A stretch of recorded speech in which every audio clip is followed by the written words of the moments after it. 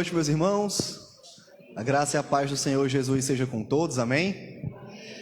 Meus irmãos, para não me delongar muito, vamos abrir as nossas Bíblias lá no livro de Salmos, especificamente no Salmo 73. Livro de Salmos, Salmo 73. O Salmo da família de Asaf, ou um Salmo de Asaf. Nós vamos meditar um pouco nesse salmo, os salmos que, como parte da literatura bíblica, é um tipo de literatura a qual nós muito facilmente nos afeiçoamos, porque muitas vezes ele comunica aquilo que nós estamos sentindo no coração e muitas vezes não conseguimos abrir para o Senhor. Todos acharam? Salmo 73. A palavra de Deus diz assim: Salmo da família de Asaf. Certamente Deus é bom para Israel, para os puros de coração. Quanto a mim, os meus pés quase tropeçaram, por pouco não escorreguei. Pois tive inveja dos arrogantes, quando vi a prosperidade dos ímpios. Eles não passam por sofrimento, e têm o corpo saudável e forte. Estão livres dos fardos de todos. Não são atingidos por doenças como os outros homens. Por isso o orgulho lhes serve de colar, e eles se vestem de violência. Do seu íntimo brota maldade, da sua mente transbordam maquinações. Eles zombam e falam com más intenções. Em sua arrogância ameaçam com opressão. Com a boca arrogam para si os céus, e com a língua se apossam da terra. Por isso o seu povo se volta para eles, e bebe suas palavras até saciar-se. Eles dizem: como saberá Deus? Terá conhecimento Altíssimo? Assim são os ímpios, sempre despreocupados, aumentam as suas riquezas. Certamente foi-me inútil manter o coração puro e lavar as mãos na inocência. Pois o dia inteiro sou afligido, e todas as manhãs sou castigado. Se eu tivesse dito, falarei como eles, teria traído os teus filhos. Quando tentei entender tudo isso, achei muito difícil para mim, até que entrei no santuário de Deus, e então compreendi o destino dos ímpios. Certamente os põe em terreno escorregadio e os fazes cair na ruína. Como são destruídos de repente, completamente tomados de pavor. São como um sonho que se vai quando acordamos. Quando te levantares, Senhor, tu os farás desaparecer. Quando o meu coração estava amargurado e no íntimo eu sentia inveja, agi como insensato e ignorante. Minha atitude para contigo era a de um animal irracional. Contudo, sempre estou contigo. Tomas a minha mão direita e me sustens.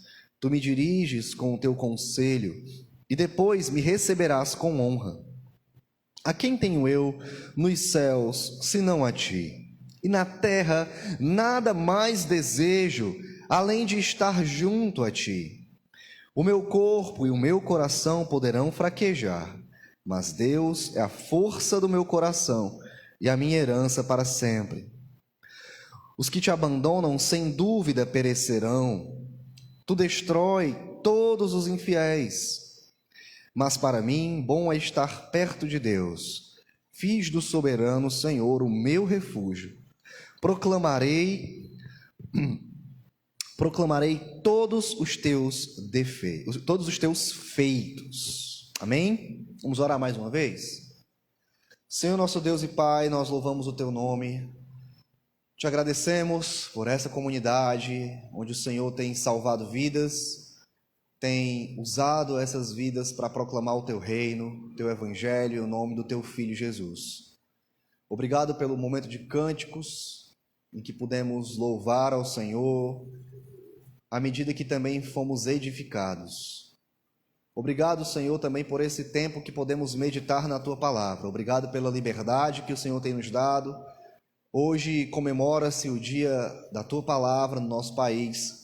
E nós somos gratos ao Senhor não simplesmente por ter um dia para comemorá-la, mas porque nós temos ela nas nossas mãos, traduzida por meio de muito esforço, de muito trabalho.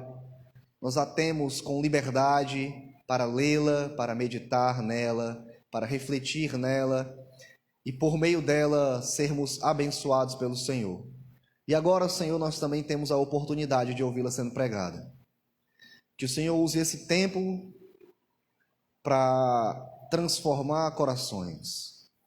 Que o Teu Espírito Santo possa vir, possa curar, possa restaurar corações feridos, almas abatidas, cansadas, e restaurar, Senhor, uma visão gloriosa de Ti. Que o Senhor possa passar por cima das minhas limitações, dos meus pecados, e triunfar, Senhor, sobre todas as nossas vidas. É o que eu te peço, no nome do Teu Filho Jesus, meu Salvador. Amém. Meus irmãos, nós estamos diante de um salmo que basicamente é conhecido como um salmo de lamento. Um salmo onde nós temos ou Asaf, ou aqueles que são da família de Asaf, apresentando um lamento a Deus. O lamento, ele não é comumente trazido para as nossas vidas. Nós vivemos tempo em que as pessoas não podem ficar tristes. Nós vivemos um período na história em que se exige, pelo menos no nosso país, no nosso momento histórico, em que as pessoas, elas só mostrem alegria, só falem coisas boas, só falem de coisas alegres e nunca se apresentem lamentando. Especialmente dentro da igreja, tem se levantado movimentos triunfalistas, especialmente em igrejas de caráter neopentecostal, em que o lamento também não encontra lugar. Em que lamentar diante de Deus é visto como falta de fé. Contudo, esse salmo vai mostrar para nós que o lamento tem um lugar na vida cristã. Mas mais do que isso, eu queria que nós olhássemos para esse salmo como uma espécie de sabedoria do alto para nós observarmos como nós devemos passar pelos momentos de sofrimento da nossa vida. Pela leitura que nós fizemos, esse salmo de lamento está acontecendo porque o salmista, ele está passando por um sofrimento muito forte, muito intenso, e já vem se prolongando por um período de tempo grande. Não é algo momentâneo, não é uma enfermidade, uma gripe momentânea em que ele está ali 3, 4 dias com dor na garganta, com dor de cabeça, com dor no corpo, e agora, meu Deus, é o fim do mundo vai acabar. Não é um sofrimento momentâneo, não é um sofrimento leve, é algo intenso, é algo que está consumindo a sua alma profundamente. Pela linguagem do próprio salmista, nós vamos voltar para o texto para perceber isso, ele vai dizer que todos os dias ele é afligido, e a linguagem é de alguém que está sofrendo dores profundas no seu corpo, na sua alma. Portanto, eu queria que nós olhássemos para esse texto das Escrituras como sabedoria do alto para as nossas vidas, para como nós devemos encarar o dia do sofrimento. Seja ele um sofrimento leve, seja ele um sofrimento muito forte, seja ele um sofrimento físico, seja ele um sofrimento da alma, um sofrimento emocional. Como que nós devemos encarar o sofrimento? E por que eu quero que nós tenhamos esse olhar para esse salmo? Porque o sofrimento, ele é uma das principais janelas, eu vou usar essa expressão, de tentação para a nossa alma. Tentação em que sentido, pastor João Nelson? De tentação a nos fazer esfriar espiritualmente e até querer abandonar a fé. Se nós não tivermos a cautela para entender como se sofre, e a Bíblia nos ensina como sofrer, nós podemos acabar não percebendo que o sofrimento traz essa janela de tentação. Satanás, ele se utiliza do sofrimento da gente para levantar tentações para a nossa alma, que podem nos levar a esfriar muito espiritualmente e até acabar se afastando do Senhor. Vocês estão comigo até aqui? Amém? Vamos voltar para esse salmo. Esse salmo, ele é um salmo, como eu disse, de lamento, mas uma forma melhor de nós aprendermos sobre esse salmo é olhar ele como um salmo de reorientação. Os salmos, eles poderiam ser divididos basicamente em 3 tipos de salmo: salmo de orientação, salmo de desorientação e salmo de reorientação. O que é um salmo de orientação? Basicamente é um salmo onde o salmista está feliz, ele está tranquilo, ele está em paz com Deus, e ele só louva o Senhor, ele só tem palavras de alegria para expressar para Deus, porque está tudo em paz com ele. Por outro lado, os salmos de desorientação são aqueles salmos em que são salmos de lamento, mas o salmista, ele só expressa as suas dores, ele só expressa a sua condição de sofrimento, ele só abre a sua boca para apresentar a sua queixa a Deus, e parece que nada acontece. Nós somos deixados com essa sensação de que nada parece ter acontecido. Por outro lado, os salmos de reorientação, em que o Salmo 73 se encontra, são salmos onde nós vemos o salmista começar apresentando uma queixa, ele apresenta o seu lamento, ele apresenta a sua dor, ele apresenta a sua queixa a Deus, mas em algum momento algo acontece, em que tudo muda. Talvez não seja a circunstância de vida do salmista que tenha mudado. Aqui no Salmo 73, me parece que a situação de vida do salmista não mudou, porém, a disposição da sua alma, a sua mente, elas parecem ter encontrado novamente a luz, encontrado-se novamente com a sabedoria do alto, encontrado-se novamente com o Senhor, e agora a sua esperança é restaurada. Agora a sua percepção de vida, da realidade em que ele se encontra, é restaurada pela sabedoria do alto. Ele é reorientado para próximo de Deus. Essa seria a ideia do Salmo 73. Amém? Como que esse salmo é organizado? Para ficar bem fácil para nós, deixa eu propor uma estrutura para vocês. A estrutura ela é muito simples. Esse salmo ele vai começar com uma afirmação de confiança em Deus, logo no versículo 1. Versículo 1, nós vamos ter uma afirmação de confiança em Deus. Olha o que diz aí. Salmo da família de Asaf. E ele então diz: certamente Deus é bom para Israel, para os puros de coração. O salmista começa dizendo para nós uma expressão de confiança plena e certa em Deus, com base em quem Deus é e o que Deus faz.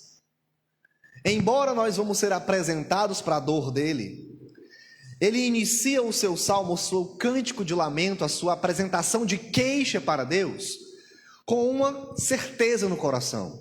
Qual é a certeza dele? Deus é bom para Israel. Deus é bom para o povo que ele fez uma aliança. Se Deus estabeleceu uma aliança com esse povo, ao estabelecer essa aliança, Deus se comprometeu em ser bom para esse povo. Deus se comprometeu em derramar bênçãos para a vida desse povo. Isso é uma certeza para o salmista, tanto pelo caráter de Deus, como pelo caráter da aliança, como pelo próprio histórico do povo de Israel. E aí ele é mais específico em dizer para nós quem são os alvos dessa bondade de Deus. Não é toda a nação étnica de Israel do seu tempo, mas somente quem? Os puros de coração.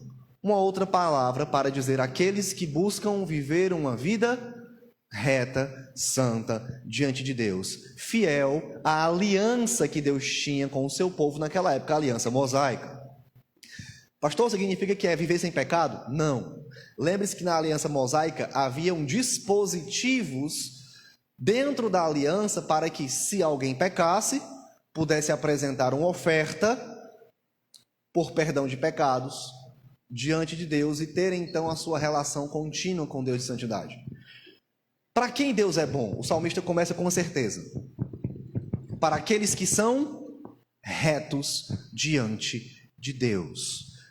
Ora, A aliança profetiza isso. Se você vai para Deuteronômio, capítulo 28, por exemplo, onde nós temos ali a rememoração das promessas da aliança, nós temos ali Deus dizendo que se o povo for fiel a Ele, Ele então derramará bênção sem medida. O povo não vai ter guerra, o povo terá muitos filhos, as famílias crescerão saudáveis, o povo vai ter saúde, o povo vai ter prosperidade na sua vida, a agricultura vai florescer, a pecuária vai dar certo, Deus vai proteger o povo de doenças, vai proteger o povo de ataques, Deus vai fazer o povo se multiplicar na terra.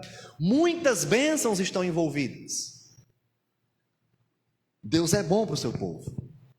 Só que existem momentos na vida do povo que, mesmo quando o povo busca retidão, em que problemas podem acontecer. Às vezes doenças podem chegar. Porque doenças não são necessariamente uma consequência da queda, uma consequência da entrada do pecado no mundo. Deixa eu explicar isso aqui melhor para a gente. Quando Deus cria o mundo, Ele cria o mundo a partir de uma realidade em que as coisas não estão adequadas para funcionarem corretamente, para que o homem viva lá com Deus. Como é que era a terra antes da criação? Gênesis 1:1. Sem forma e vazia. E o Espírito pairava pela face das águas.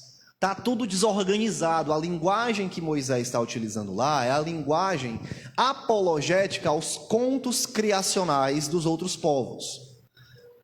Todos os povos têm contos iguais ao da Bíblia. São 7 dias de criação muito parecidos. Moisés está fazendo o que ali? Apologética. Ele está ensinando o povo como é que de fato as coisas são.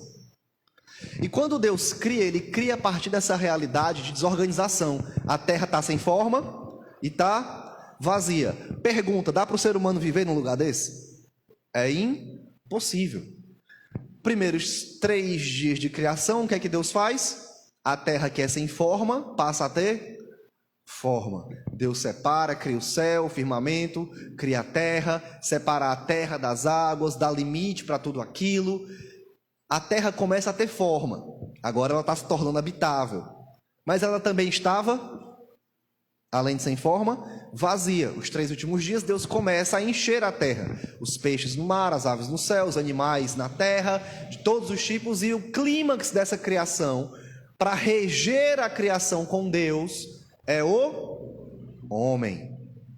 Só que no capítulo 2 de Gênesis, nós descobrimos que essa terra criada de uma realidade desorganizada para uma realidade funcional, em que agora o homem vai conseguir viver nela com Deus, ela não está toda igual. Porque nós somos apresentados a uma realidade de um templo ali. Deus está criando um templo para viver com o homem. E no capítulo 2 a gente é mais melhor apresentado essa realidade quando Deus mostra algo parecido com o tabernáculo, parecido com o templo. Lembre que o tabernáculo ele tinha 3 áreas, né? Ele tinha o quê? O pátio externo, o santo lugar e o santo dos santos. Quanto mais para dentro, muito mais santo é o lugar, muito mais complexa é a criação, muito mais adornada ela é, os elementos são muito mais preciosos, porque ali está se aproximando do lugar onde Deus vai estar. No capítulo 2 de Gênesis a ideia é muito parecida. A gente tem um mundo, e aí o autor de Gênesis lá, Moisés, diz para nós que como é que está o mundo? Não tinha árvore, não tinha fruta, não tinha nada. Por quê? Nem tinha chovido, e o homem não tinha cultivado a terra, embora brotasse os rios lá do jardim, irrigando a terra. Depois nós somos apresentados a um outro ambiente mais fechadinho. Tem um mundo, aí tem um lugar chamado Éden. E dentro desse lugar chamado Éden, Deus cria um lugar chamado jardim, onde Deus se encontrava com o homem. A mesma estrutura do templo lá do tabernáculo, ela é repetida, a estrutura da criação. Quando a gente chega dentro do jardim do Éden, como é que está dentro do jardim?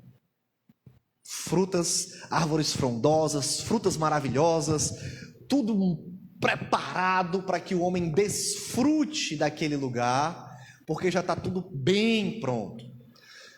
Só que ao homem é ordenado que ele subjugue a terra, ele subjugue expandindo as fronteiras desse jardim, porque nem tudo está igual ao jardim, ainda precisa se alargar as suas fronteiras. Nós temos então uma realidade no mundo em que uma parte do mundo criada por Deus foi ordenada, mas ainda existem coisas que precisam ser subjugadas e dominadas pelo homem, juntamente com Deus, seguindo a sabedoria do alto, para que o jardim seja expandido. Deixa eu dar um exemplo de uma coisa que não está ainda ordenada: doenças. Não necessariamente doenças são causadas por conta do pecado. Doenças são causadas por causa que nem tudo está dominado, subjugado. Não é à toa que o homem cria o quê? Remédios, vacinas, para subjugar elementos da criação, vermes, bactérias e coisas semelhantes, que são criatura de Deus e mantidas sob domínio, controle. É por isso que então alguém reto, justo, que busca uma vida santa, também pode ficar doente. Lembra que esse não é o pensamento dos amigos de Jó, né?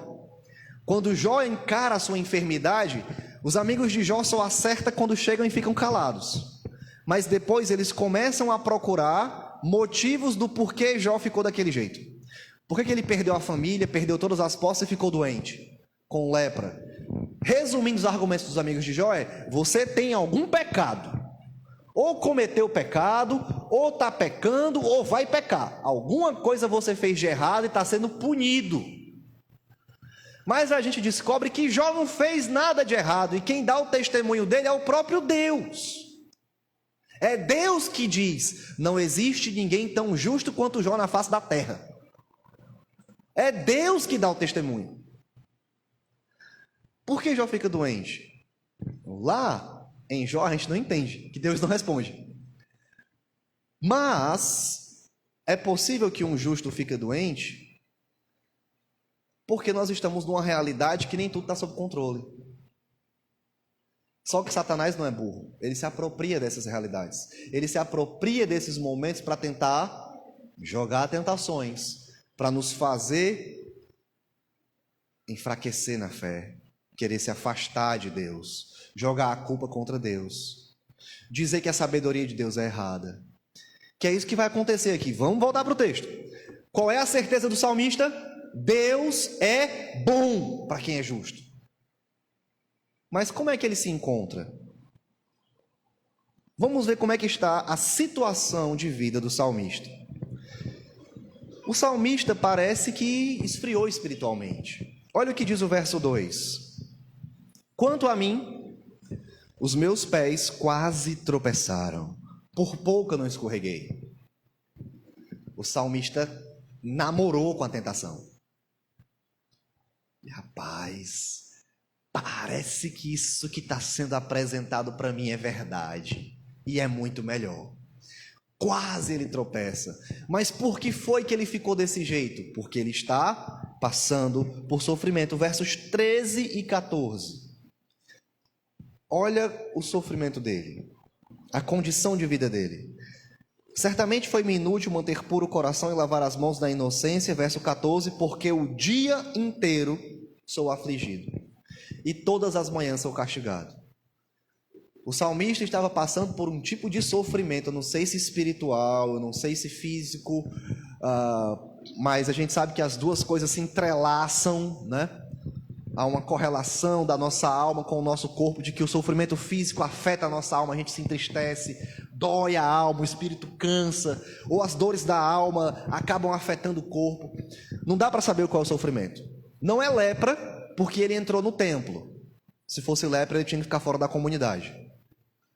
Mas é algum tipo de sofrimento muito intenso, muito pesado e prolongado.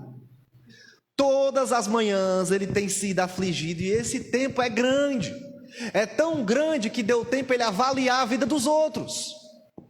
Olhar a vida dos outros por um período de tempo e chegar a uma conclusão errada pela tentação acerca da vida dos outros. Como é que está o salmista? Sofrendo muito, esfriando espiritualmente, e aí vem a tentação.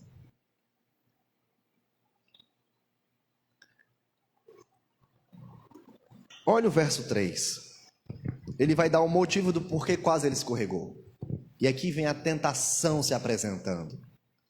Enquanto ele estava, por dia após dia, talvez meses, sofrendo intensa e profundamente, sem ver melhora, e pelo que ele nos diz no verso 13, buscando uma vida reta diante de Deus, ele começou a ter os olhos voltados para a vida dos ímpios. Olha o que ele diz: pois tive inveja dos arrogantes, quando vi a prosperidade dos ímpios. Prosperidade no conceito judaico não é só financeira, tá bom? Prosperidade no conceito judaico, ela é financeira, ela diz respeito à saúde, também física, emocional, certo? Diz respeito à família, crescimento, família, multiplicação familiar, ter muitos filhos, ok? Ela é complexa, não é só finança. Envolve uma gama de realidades: saúde, finanças, família, filhos, ok? Quando ele olha para a vida dos ímpios, o que é que ele vê? Ele sentiu inveja. Ele cobiçou, é uma melhor tradução, a vida dos ímpios. Ele, cara, aquela vida é boa. E como Satanás usa isso contra a gente, né? Ele apresenta para nós aí a vida dos ímpios, às vezes vizinhos nossos, às vezes na televisão, às vezes na internet, e eles estão lá aproveitando a vida, tal. A mesma coisa que aparece para o salmista aqui, ó. Eles não passam por sofrimento e têm o corpo saudável e forte. Eles não adoecem, vive curtindo a vida, esses desgraçados, faz todo tipo de porcaria e continuam bem de saúde. Se alcoolizam, caem embriagados no chão, se prostituem e os desgraçados continuam com saúde. Não é só isso. Eles estão livres dos fardos de todos, verso 5, não são atingidos por doenças como os outros homens. O salmista está sofrendo com alguma doença há meses, enquanto os ímpios, vivendo vidas desregradas, que desagradam, afrontam a Deus, a gente vai ver, não é só de desagradar, mas de afrontar a Deus, gozam de saúde plena. E como às vezes parece assim para a gente, né? Por isso, verso 6, o orgulho lhe serve de colar e se vestem de violência. Verso 7, do seu íntimo brota maldade, da sua mente transbordam maquinações. Eles zombam e falam com más intenções, em sua arrogância ameaçam com opressão. Eles xingam, eles vivem do jeito que querem, eles oprimem os outros, eles oprimem os mais fracos, os que têm posses oprimem os que não têm posse, eles oprimem os frágeis, eles arrogam direitos sobre todos, eles brigam, se degladiam, tomam os reinos dos outros, fazem o que bem entendem, porque acham que está tudo certo com eles. Eles podem fazer o que bem entender. Eles, com a boca, verso 9, agora vem a afronta. Com a boca arrogam para si os céus e com a língua se apossam da terra. A ideia é que eles querem pegar toda a realidade para eles, tomar das mãos de Deus. Por isso o seu povo se volta para eles e bebe sua palavra até saciar-se. E a forma que eles agem faz com que os outros olhem e digam, não, eles que estão vivendo direito.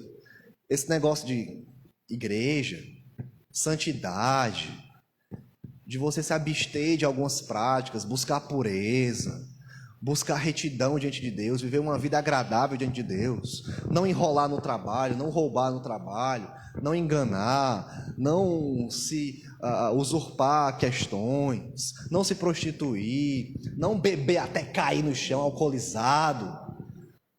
Não, isso aí é coisa de gente besta, de gente que não sabe aproveitar a vida. Esse povo aí vive triste. Olha a cara desses crentes. Parece, fica tudo com cara azeda. Só não pode não prestar essa vida.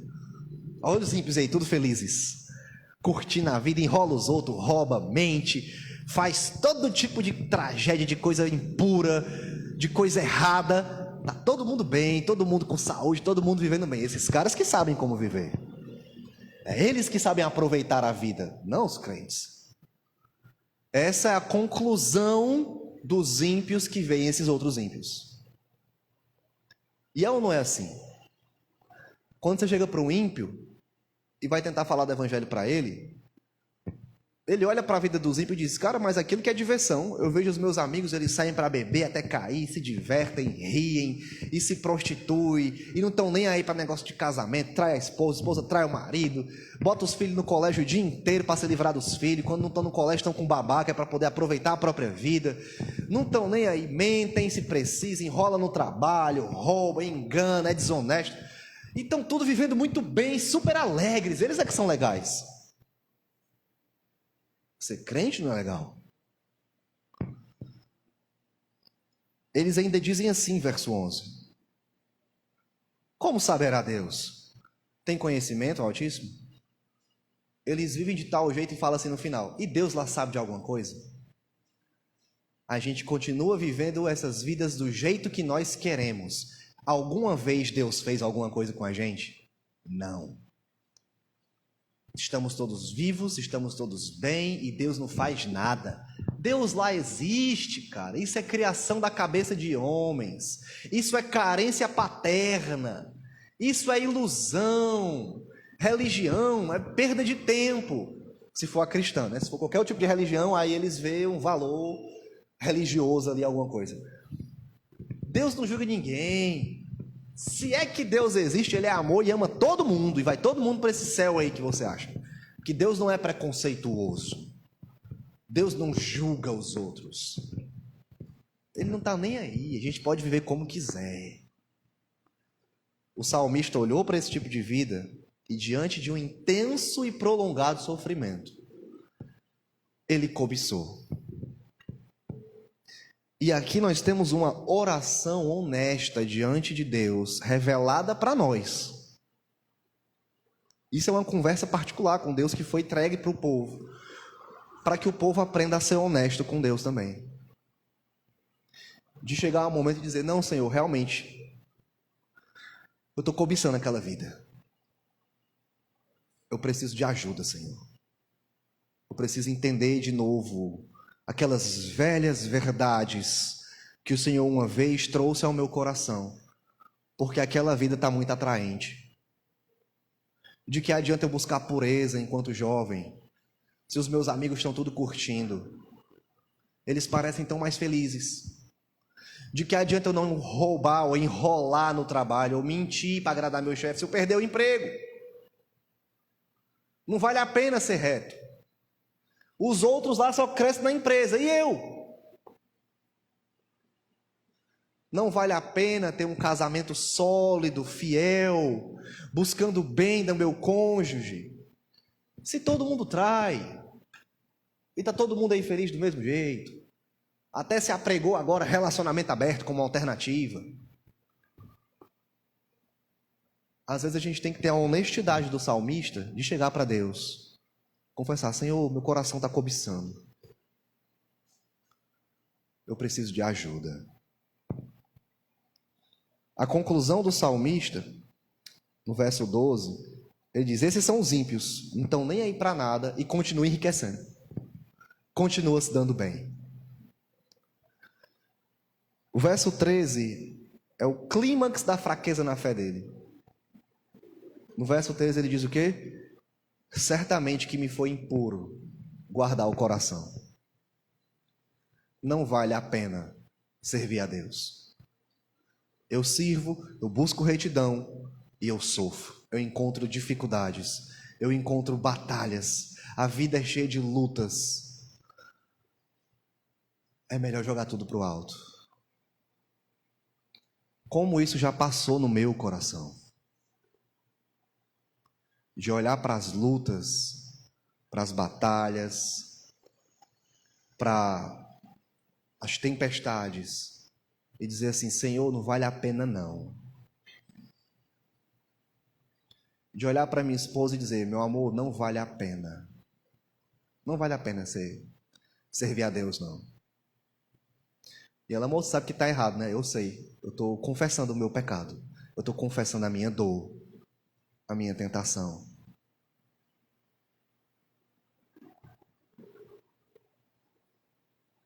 Mas aí acontece algo.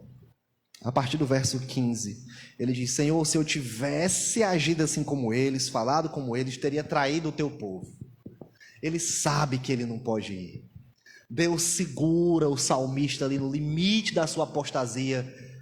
Ele diz: Senhor, mas eu sei que se eu tivesse ido com eles era traição.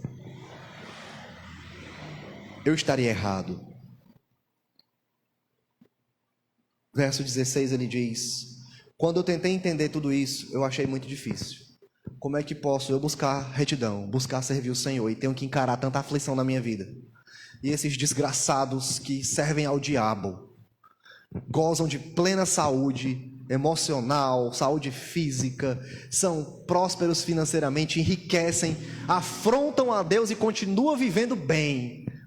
Eu não consigo entender, Senhor. Não bate. Não faz sentido. Tu não é bom para o teu povo. Tu não faz o bem para o teu povo. Aí aconteceu uma coisa. Verso 17.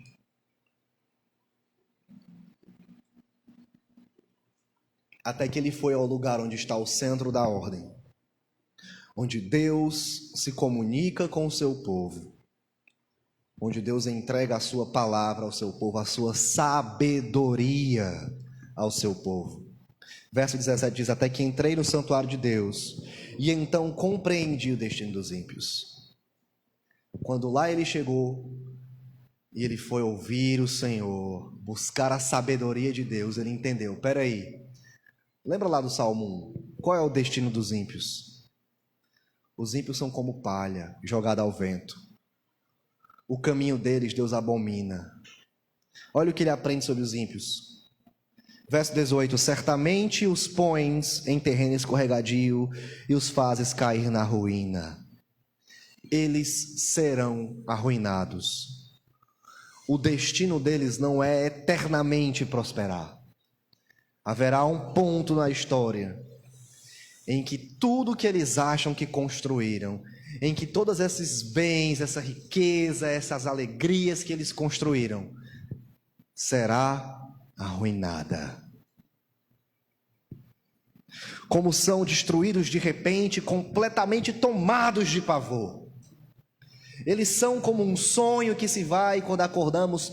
Quando te levantares, Senhor, tu os farás desaparecer. Quando Deus resolver agir, não vai sobrar nada dos ímpios. Quando Deus resolver se levantar, toda essa aparência de sabedoria que eles têm será totalmente destruída. Na história de Israel, isso aconteceu várias vezes. O Egito era o povo mais poderoso da terra na época que Faraó escravizou o povo de Israel ali naqueles 400 anos de escravidão no Egito após a morte de José. Era o povo que dominava o mundo. Maior tecnologia, as bibliotecas do Egito, as mais sábias, mais ricas em conteúdo. Toda a sabedoria do mundo, toda a riqueza, todo o domínio militar estava tudo nas mãos do Egito, nas mãos de Faraó, e eles viviam vidas ímpias, pagãs, afrontosas a Deus, até que Deus se levantou. E quando você vê Êxodo, tem uma estudiosa que eu achei fantástica a análise dela. Na criação, tá tudo sem funcionar, né? Aí Deus começa a dar forma e preencher a terra para que as coisas funcionem. Mas quando Deus visita o Egito por aquilo que ele fez, e porque Deus queria se tornar conhecido em todo o mundo da época, Deus leva ao Egito a condição antes da criação. Ele destrói as plantações, ele destrói os animais, ele destrói as construções, ele mata os primogênitos, ele tira a luz que Deus tinha criado. Tem um momento de trevas. Ele derrama fogo sobre o Egito. Ele leva o Egito a um estado não criado, totalmente desfuncional. Ele arruína o Egito. Isso acontece outras vezes na história de Israel. Há uma nação que se levanta engolindo todos os povos da terra. E o grande rei dessa nação, chega um momento da história que ele diz: eu fiz tudo isso. E a gente sabe que foi Deus que levantou ele como juízo sobre nações. E ao final da história, Deus diz: agora vai chegar um momento que eu vou tirar ela do mapa. Essa nação chama-se Babilônia. E Deus fez sumir quando se levantou. Pastor, mas e agora por que Deus não age? Pedro diz para nós lá na sua segunda carta, questionando justamente a demora da vinda de Cristo. E alguns, tomando a sua vinda como tardia, alguns falsos mestres começam a pregar uma vida desse jeito, igual a dos ímpios, libertina, porque vale mais a pena. Pedro diz: ei, não se engane, ele não demora. Um dia para Deus é como 1000 anos, e 1000 anos como um dia. Saibam que a demora dele é misericórdia, para que todos se arrependam. Porque quando ele vier, aí não vai ter mais misericórdia. Vai ser juízo, juízo e juízo para todos os seus inimigos e inimigos do seu povo. Quando Deus se levantar, os ímpios serão arruinados. Aí o salmista entende uma coisa: agora eu estou olhando da perspectiva certa. Agora eu estou olhando como Deus apresenta essa realidade. E aí no verso 21, olha o que ele diz: quando meu coração estava amargurado, que estava sofrendo, no íntimo estava cobiçando lá a vida dos ímpios, ele percebeu algo: eu agi como um ignorante, insensato, alguém tolo, idiota, sem sabedoria. A minha atitude diante de Deus era como de um animal irracional. Eu não consegui parar para pensar à luz do todo, sabendo que Deus é real. Contudo, agora vem as certezas dele. Apesar das dores, a percepção dele muda. Sempre eu estou contigo. Diferente dos ímpios que serão arruinados, que estão diante de ti, eu sempre estou contigo. Diferente dos ímpios que serão arruinados, a tua mão, tomas a minha mão direita e me sustens, a mão de governo, a mão de poder. O Senhor não só está comigo, mas está comigo cuidando de mim, mesmo em meio ao sofrimento intenso e prolongado. Tu me diriges com o teu conselho, é tu que me guias para que eu não deslize como ele ia deslizando. E depois de me guiar, me receberá com honras diante de ti. A quem tenho eu no céu, senão a ti? Na terra nada mais desejo além de estar diante de ti. O salmista percebe: o maior tesouro que eu posso ter não é saúde, não é riqueza, não é poder material, não é desfrutar de nada de prazeres. O maior riqueza que ele pode ter, o maior tesouro que ele pode ter, mais precioso do que tudo, é o próprio Senhor. Se ele tem isso, nada mais importa. Tudo se torna suportável, tudo se torna transitório, à luz de quem pertence a ele, à luz de a quem ele pertence, de qual é o seu tesouro. Caminhando para o final, o salmista diz: o meu corpo e o meu coração poderão fraquejar, eu posso piorar da minha doença, mas Deus é a força do meu coração e a minha herança para sempre. Nele eu posso suportar tudo. não importa o grau do sofrimento, não importa o grau da dor, não importa o nível a circunstância de sofrimento que eu passe, que eu encare. Se eu entendo a quem eu pertenço, com quem eu estou em aliança, tudo se torna suportável. Os que te abandonam, sem dúvida perecerão. Aqueles que te traem vão ter o mesmo caminho dos ímpios. Serão todos destruídos. Mas para mim é bom estar perto de Deus. Ele é o meu refúgio. E a consequência disso é, se Ele é o meu tesouro, se Ele é o meu refúgio, e fora dele nada faz sentido, porque tudo está destinado a uma ruína terrível, eu vou proclamar Ele para todos a quem eu puder, para que eles possam também se aliar ao Senhor. O salmista estava diante de um grande sofrimento, tentações terríveis e pesadas vieram contra o seu coração. Ele reconhece que quase caiu, ele reconhece que cobiçou.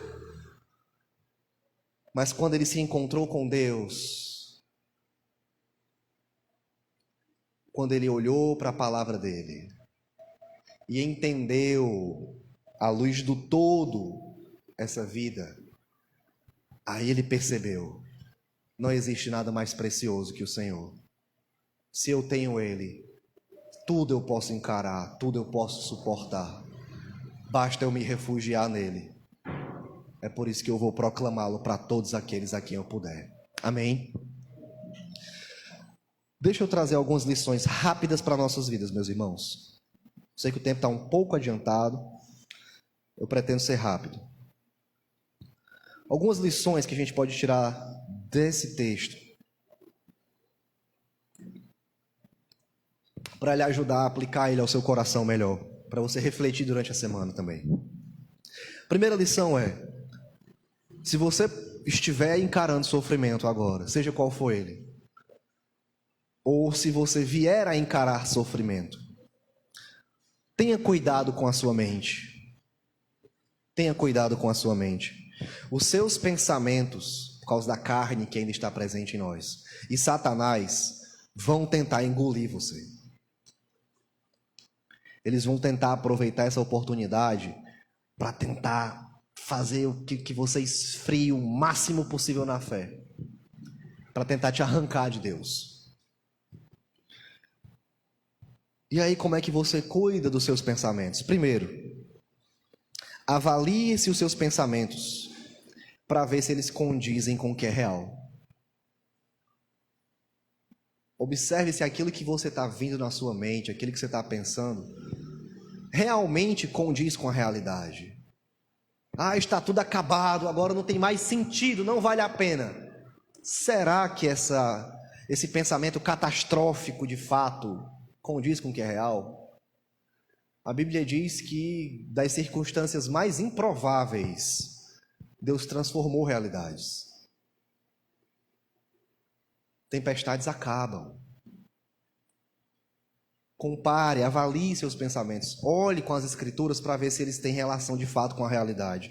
Segunda forma de você proteger a sua mente: não permita que o seu sofrimento ou a sua frieza espiritual ditem como você deve viver. Ah, se eu estou sofrendo, então realmente não faz sentido ser crente. Bom é como os outros estão, não sofro, não experimenta nada. Estou experimentando tudo isso porque eu sou crente, não faz sentido. Não deixe que o seu sofrimento seja a fonte da tua sabedoria. Ao contrário, terceira forma de proteger os seus pensamentos: pregue para você. Alimente o seu coração com as certezas de quem Deus é, com a sabedoria do alto, com as promessas de Deus. Lá no Salmo 51, não no Salmo 51, ao momento que Davi, em um salmo seu, ele diz: por que te abates, ó minha alma? Espera em Deus, Ele ainda te salvará, eu ainda o verei. Davi está pregando para ele. Davi está combatendo pensamentos errados. Davi está tentando trazer à memória velhas verdades. Como você protege o seu pensamento no dia mau? Prega para você. Ah, mas está tão doloroso, mas lembra como Cristo sofreu. Lembra como Deus é suficiente para cuidar da sua alma nas piores dores. Como Ele é poderoso e cuidadoso para te levar nos próprios braços para a glória com Ele, se assim for preciso ser. Para te receber com honras ao se encontrar com Ele. Prega para você. Não deixa os seus pensamentos ou Satanás com as suas tentações vencerem. Prega sobre quem Deus é. Prega sobre a sabedoria do alto. Prega sobre Cristo. Prega sobre as promessas de Deus para a tua vida. É assim que você protege os teus pensamentos no dia mau. Segunda lição. Cuidado com o vitimismo ou a autodepreciação. Ou então com uma coisa que está na moda agora, que é valorizar excessivamente o sofrimento. Cuidado com essas coisas. Elas vão querer chegar. Sabe aquela história de, na hora do sofrimento, mas eu sou tão pobre, eu sofro demais, não tem vida pior que a minha, eu sou um azarado mesmo, tudo só dá errado na minha vida, eu não presto para nada. Isso faz sentido. Volta à lição número 1, né? Proteger a mente. Faz sentido esse pensamento? Segundo, cuidado com isso. Lute para manter uma consciência bíblica de quem você é em Cristo. Quem Cristo diz que você é? Filho de Deus, co-herdeiro com Ele, sacerdote real, parte da nação santa, parte do templo de Deus, embaixador do reino dele nessa terra, aquele a quem Deus fez habitar a própria Trindade por meio do Espírito Santo, que está destinado a reinar com Ele em glória eterna, gozando de alegria plena. Embora pecador, embora limitado, embora fadado a cair em pecado, embora fadado a errar algumas vezes, porque ainda não está glorificado. Mantenha uma consciência bíblica de quem você é, para não cair em vitimismo. Segundo, lembre-se que dores e sofrimentos são passageiros. Uma hora eles cessam, seja porque Deus fez um milagre e curou, seja porque Deus usou os médicos e lhe curou, seja porque não foi nada disso, porque Ele te levou para a glória. E lá agora você vai desfrutar de plena paz, só aguardando o dia da ressurreição para um corpo ressurreto, perfeito, livre do pecado e completamente perfeito para viver eternamente com Ele. Dores e sofrimentos são passageiros. Tempestades não duram para sempre. Nós lemos o texto de Mateus agora em que Jesus diz: aprendam de mim que sou manso e humilde, e aqueles que estão cansados e sobrecarregados, venham até mim e eu lhes darei descanso. Apresentem todas as dores de vocês, ansiedades, por meio das orações e das súplicas, e a paz de Deus encherá os vossos corações, diz Filipenses capítulo 4. Cuidado com o vitimismo, com a autodepreciação, com valorizar excessivamente o sofrimento. Tenha a consciência bíblica de quem você é. Saiba que dores e sofrimentos são passageiros. A promessa de consolo para o povo da cruz. Penúltima lição. Lembre que sofrer faz parte da vida cristã, viu? Filipenses vai dizer para nós no capítulo 1 que o sofrimento é um plus que a gente ganhou da graça. Paulo vai dizer: foi dada a vocês não somente a graça de crer em Cristo, mas também de sofrer por causa dele. O mesmo Paulo vai dizer, Lucas vai dizer para nós que Paulo disse isso lá em Atos, capítulo 14, se não me engano, que convém que nós entremos no reino de Deus por meio de muitos sofrimentos. Sofrer faz parte da vida cristã. Mas aí Hebreus capítulo 12 nos diz algo mais profundo sobre isso. Hebreus capítulo 12 diz que nós devemos tomar o sofrimento como disciplina de Deus. Os hebreus estão encarando o sofrimento de tortura e morte debaixo de Nero. E o autor de Hebreus diz assim: olhem para o sofrimento e tome ele como disciplina. Citando Provérbios capítulo 3, para dizer o seguinte: você é filho de Deus? Sou. Então, Deus como um pai, Ele vai te disciplinar. Se o seu sofrimento não é consequência de pecado, porque se for consequência de pecado, Pedro vai dizer, bem feito, mereceu mesmo. Se o seu sofrimento não é consequência de pecado, olha para tudo isso, e mesmo aquele que é consequência de pecado, e olha para isso e diz, não, é Deus me amando. Porque, como diz Hebreus capítulo 12, que pai aqui na terra que não disciplina o filho? Só um irresponsável. Deus nos disciplina. Ao ponto de que Hebreus vai dizer assim, se você é filho, então passará por disciplina. E se não passar, não é filho. Então encare os sofrimentos, encare as dores dessa vida, tomando-as como disciplina de Deus, como Deus te tratando como um filho em que Ele agora está usando o sofrimento para te disciplinar, como diz Hebreus 12:10, para te fazer mais parecido com Ele.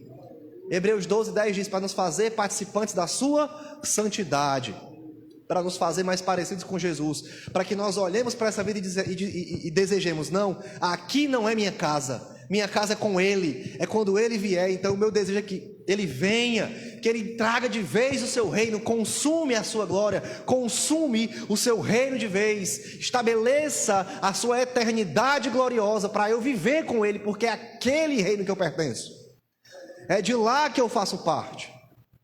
Esse mundo não condiz comigo, essa realidade precisa dele.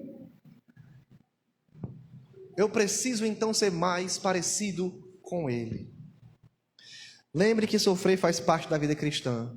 É graça de Deus, é Ele sendo Pai para nós, para nos fazer mais parecidos com Ele. Última lição, eu encerro aqui. Aproveite todas as oportunidades para estar no santuário de Deus, para estar aprendendo da sabedoria do alto. Seja em casa, na congregação, em todos os momentos que a congregação fornece. Culto de oração, escola bíblica, culto de domingo, culto de quinta, evangelismo, culto de café da manhã, culto do picolé, seja qual for o momento, aproveite para estar no santuário de Deus. Em casa também. A nossa geração será tida como indesculpável diante de Deus. Porque centenas de anos atrás, na época da igreja, era muito difícil alguém ter uma carta de Paulo. Porque o material usado para confeccionar era extremamente caro. Então nem todos tinham. Hoje nós temos irmãos que precisam memorizar pedaços da Bíblia e depois jogar fora, porque senão podem ser presos, torturados e mortos em alguns lugares do mundo. Nós temos acesso livre a ela e temos acesso ilimitado a todo tipo de ensino que nós pudermos alcançar por meio da internet, fora a diversidade de livros para nos ajudar a compreender melhor a vontade de Deus, que estão fornecidas para nós. Somos indesculpáveis se não estivermos acessando o santuário de Deus. E por que eu peço que você faça isso? Porque é lá onde está o centro da ordem.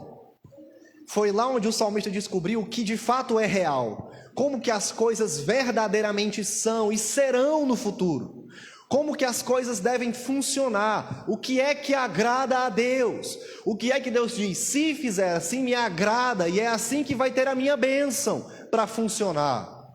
Do contrário, é afronta e só vai trazer frustração, só vai trazer tragédia, só vai trazer tristeza, porque não vai dar certo.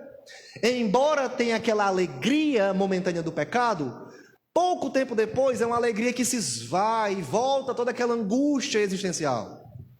Porque é Deus que diz como é que as coisas funcionam. É Ele que diz como a ordem é estabelecida. É no santuário de Deus onde a sabedoria verdadeira, aquela que vem do alto, nos é entregue para vivermos a vida abundante, que é a vida de Deus em nós, que o Messias, o nosso Senhor Jesus Cristo nos prometeu. É no santuário de Deus, onde Deus dispôs dons, todos nós, homens dons e dons entre todo o seu povo, de tal forma que ninguém é autossuficiente. Todos nós dependemos uns dos outros, porque vocês têm dons que eu não tenho e cada um tem dons que os outros não têm. E foi assim que Deus escolheu fazer a sua igreja, para que todos nós, como diz 1 Coríntios 12-14, nos edifiquemos, cresçamos em maturidade, até chegarmos à estatura gloriosa de varão perfeito, quando Cristo nos resgatar. Aproveite toda a oportunidade de estar no santuário de Deus, porque é de lá onde vem o centro da ordem, é de lá onde nós temos sabedoria para viver essa vida de forma agradável a Ele, mas também viver essa vida de forma a experimentar a abundância da vida de Deus em nós. Amém? Vamos orar? Senhor, obrigado por Tua palavra, ela é Tua, recebe toda a glória. Que o Senhor cresça e eu diminua, e que os meus irmãos saiam daqui fortalecidos pelo Teu Espírito Santo, que o Senhor grave no coração deles essa palavra que é Tua, e que todos possam ter a certeza de que tem um grande Deus e um grande Salvador em Jesus Cristo, é o que mais importa, é o que eu te peço, no nome do Teu Filho. Amém.